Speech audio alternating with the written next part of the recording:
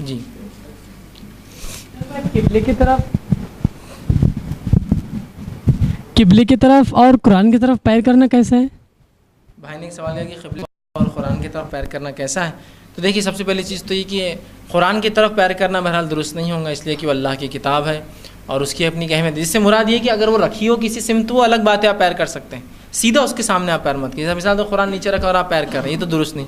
قرآن کسی سمت رکھا ہوا، ڈائریکشن میں رکھا، سمجھو اوپر ریک میں، وہ لوگ بولتے پیر ادھر مت کرو کہ تو قرآن ادھر ہے، وہ تو کوئی بے حرمتی نہیں، اس لیے کہ وہ سمت میں رکھا ہوا ہے اور اس سمت کی طرف پیر کرنے سے کوئی برا نہیں. لیکن اگر خاص سامنے رکھی ہوئی مصحف تو تب تو آپ پیر نہیں کریں گے، اس لیے کہ اس کی مصحف کی جب وہ فزیکل فارم میں ہوتی ہے اس کی بڑی حرمت ہے، یاد رکھیے اس کی اپنی اہمیت ہے. رہا معاملہ کہ دور ہے کسی سمت میں رکھی ہوئی، کہ مثال طور پہ ادھر مصحف رکھی قرآن سیدھے ہاتھ پر، آپ پیر نہ کریں، اس سے کچھ نہیں ہوتا، اس لیے کہ وہ ادھر سمت ہے، وہاں سامنے قرآن نہیں ہے. لیکن ٹھیک دوسرا قبلے کی طرف پیر کرنے کی کوئی ممانعت نہیں، یاد رکھیں، نہ کوئی حرمت ہے، نہ کوئی منائی ہے، نہ کوئی برائی ہے. اس لیے کہ قبلے کی طرف پیر ہوں گا تبھی تو قبلے کی طرف میرا منہ ہوگا.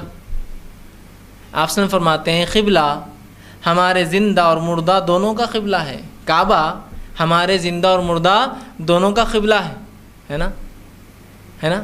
اور کوشش یہ ہونا چاہیے کہ ہمارا زیادہ سے زیادہ وقت چہرہ قبلے کی طرف ہو.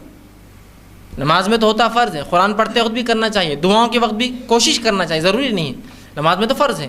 دیگر عبادتوں میں کوشش کروں کہ میرا رخ قبلے طرف. اسی لیے ہمارا جب مردہ جو انسان مر جاتا ہے تو میت کا پیر قبلے طرف کرتے، تو پیر نہیں کرتے قبلے طرف، منہ کرتے، اس لیے کہ جب بھی اب میت کو اٹھائے جائیں گے نہلاتے وقت تو اس کا منہ قبلے کی طرف جائے. اور اگر کوئی انسان اس نیت سے رات سوتا ہے قبلے کی طرف پیر مطلب منہ کر کے کہ اگر مر جاؤں رات میں تو صبح اگر کوئی اٹھائے تو اسی طرف منہ، تو یہ بھی درست ہے. تو کوئی ممانعت نہیں، کوئی حرمت نہیں، کوئی برائی نہیں. اب لوگوں کا عجیب مسئلہ ہے، کسی چیز کو برائی سمجھتے، کسی چیز کو بھی اچھا سمجھتے. حدیث میں بیان کیا گیا جس چیز کی حرمت اور برائی ہے وہ ہے قبلے طرف دیکھ کر پیشاب پیخانہ نہ پیٹ کر کے نہ منہ کر کے کرنا چاہیے. جب میں پیشاب پیخانے کو بیٹھوں بیت الخلاء، نہ میری پیٹ ادھر ہو نہ میرا منہ ادھر ہو، وہاں تو کوئی حرمت نہیں. کوئی سوچتا پہلے قبلہ ہے کہ ادھر میں پیشاب کھڑا ہو رہا ہوں کسی جنگل میں ہوں، راستے میں سفر، بس کدھر ہی بس کھڑے ہو کر شروع ہو گئے. جانوروں کے جیسا ہی معاملہ ہے لوگوں کا، وہاں نہیں ہو رہا. قبلے کی طرف آپ نے تھوکنے سے منع کیا، ٹھیک، تو وہاں تو کوئی دیکھتا نہیں، کدھر تھوک دیا آپ نے، بس دیکھ رہے نہیں آپ قبلہ کی طرف. اب جو منع نہیں کیا اس کی حرمت ثابت کرے، پیر نہیں کرنا قبلے کی طرف. عجیب بات ہے، پیر نہیں ہوں گے تو منہ کیسا ہوگا میرا ادھر؟ مردے کے پیر قبلے طرف نہیں کی جاتے ہیں، اس کا منہ کیا جاتا ہے نا. منہ کب ہوں گا قبلے طرف؟ جب میرے پیر ہوں گے، مردہ تو اٹھ نہیں سکتا ہے.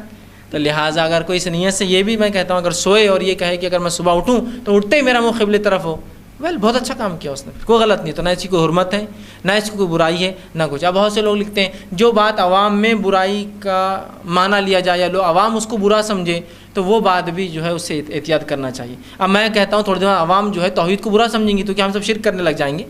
آج وہی ہے نا، توحید جو توحید پر ہے اس کو لوگ بولتے برا ہے، جو شرک میں ڈوبا ہے فلاں ہے، اس سے مانگتا اس سے مانگتا، لوگ بولتے دیکھو یہ مسلمان ہے. اور جو کہے تو بولتے یہ تو اللہ والا ہے، یہ تو مانگتا نہیں کسی سے. تو لوگ کیا توحید کو برا کہیں گے تو کیا میں شرک پر چلے جاؤں گا؟ تو لوگوں پہ شریعت نہیں ہے، شریعت میں کوئی ووٹنگ سسٹم نہیں ہے کہ لوگ بولیں گے ہاں تو ہاں.